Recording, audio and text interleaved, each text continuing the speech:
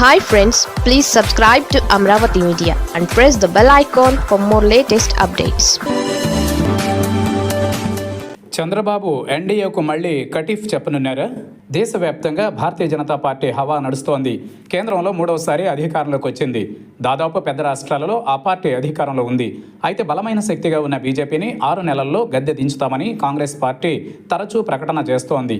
దీని వెనుక భారీ స్కెచ్ ఉన్నట్లు ప్రచారం జరుగుతోంది. ముఖ్యంగా AP CM Chandrababu, Bihar CM Nitish కుమార్లను తమ వైపు తిప్పుకుంటే బీజేపీ గద్దె దిగడం ఖాయమని కాంగ్రెస్ పార్టీ బలంగా నమ్ముతోంది.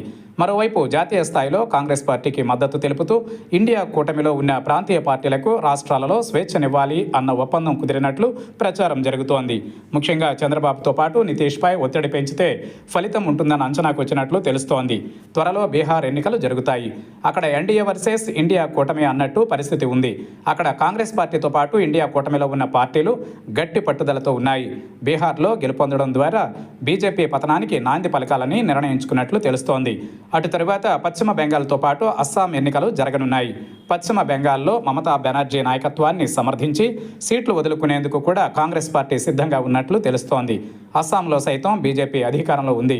అక్కడ కూడా ఇండియా కూటమి గెలవడం ద్వారా దేశవ్యాప్తంగా రాజకీయ మార్పు తేవాలన్న ఆలోచనలో కాంగ్రెస్ పార్టీ ఉంది. చంద్రబాబుతో పాటు నితీష్ కుమార్ తప్పనిసరి పరిస్థితుల్లోనే బీజేపీకి దగ్గరయ్యారు. అయితే రాష్ట్రాలలో పట్టు సాధిస్తే ఆ ఇద్దరు నేతలు సైతం బీజేపీని విడిచిపెట్టేందుకు సిద్ధపడతారని అంచనాకు వచ్చినట్లు తెలుస్తోంది. బీహార్లో నితీష్ కుమార్ ఓడిపోతే తప్పకుండా ఆయనపైనే ఓటమి భారం పెంచుతుంది భారతీయ జనతా పార్టీ. అదే జరిగితే నితీష్ కుమార్ ఎన్డీఏ నుంచి బయటకు రావడం ఖాయం. మరోవైపు ఏపీలో సైతం చంద్రబాబు పునరాలోచనలో పడతారు. ఆ ఇద్దరు నేతలు అలా బయటకు వచ్చిన మరుక్షణం కేంద్రంలో ఎన్డీఏ ప్రభుత్వం కుప్పకూలిపోతుంది. కాంగ్రెస్ ఆలోచన అదే. అందుకే తరచూ అటువంటి ప్రకటనలు చేస్తూ వస్తోంది. ఏపీ విషయంలో సైతం బీజేపీ ఆలోచన అంతుపట్టడం లేదు. ఒకవైపు ఎన్డీఏలో తెలుగుదేశం పార్టీ కీలక భాగస్వామిగా ఉంది. కానీ బీజేపీ మాత్రం వైఎస్ఆర్ కాంగ్రెస్ పార్టీని ప్రత్యర్థిగా చూడడం లేదు. తెలుగుదేశం పార్టీకి ప్రత్యామ్నాయంగా ఒక ఆప్షన్గా ఉంచుకుంది.